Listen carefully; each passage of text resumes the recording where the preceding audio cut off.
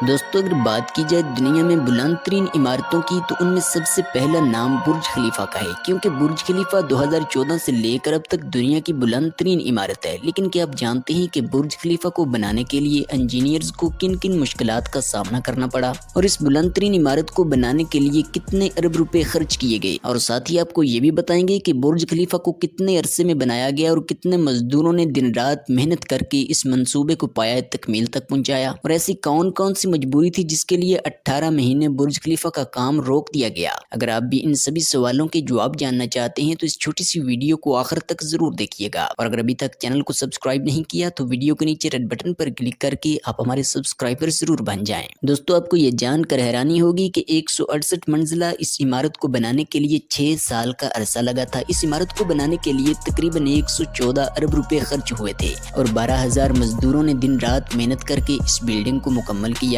برج خلیفہ کی شروعات 6 جنوری 2004 کو ہوئی، اور اسے بنانے کی ذمہ داری سمسنگ کمپنی نے لی۔ لیکن سمسنگ کمپنی کے لیے بڑی پریشانی کی بات یہ تھی کہ پہلے 3 سال برج خلیفہ کا ڈیزائن بنانے میں ہی گزر چکے تھے۔ اب باقی کے 3 سالوں میں اس بلڈنگ کو مکمل کرنا اکیلی سمسنگ کمپنی کے بس کی بات نہیں تھی، لہٰذا سمسنگ کمپنی نے اس منصوبے کو جلد از جلد مکمل کرنے کے لیے دبئی اور بیلجیم کی 2 کمپنیوں کی مدد لی، اور اس کے بعد دنیا کی بلند ترین عمارت برج خلیفہ کی بنیاد رکھی گئی۔ لیکن جو ہی کھدائی کا کام شروع ہوا تو انجینئر کو ایک نئی پریشانی کا سامنا کرنا پڑا۔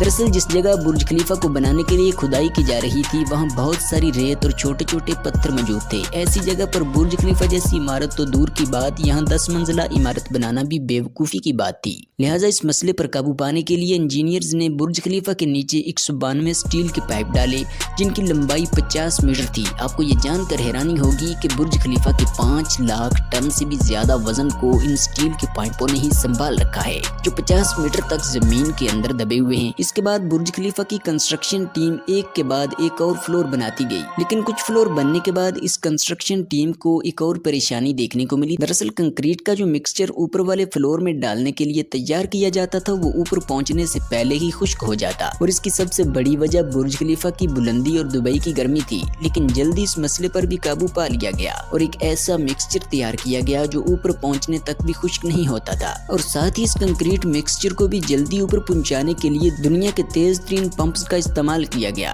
جن کی قیمت کروڑوں میں تھی۔ اسی طرح برج خلیفہ کے 168 فلور کی کنسٹرکشن کا کام مکمل ہوا۔